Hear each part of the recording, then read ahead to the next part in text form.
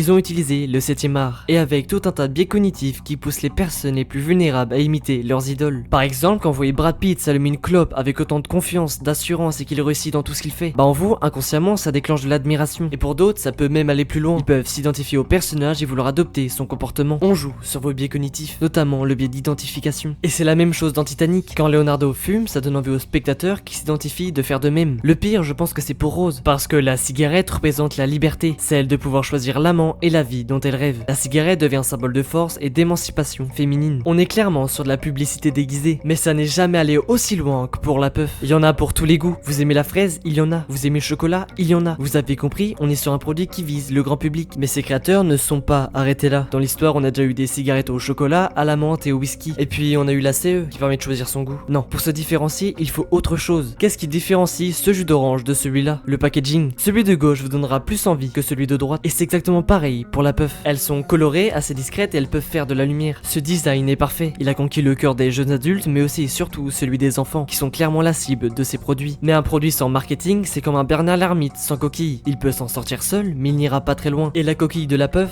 c'est TikTok. On est sur du marketing viral. En utilisant les réseaux sociaux, ils ont pu toucher un maximum de personnes, dont les jeunes qui sont en majorité sur ces applis.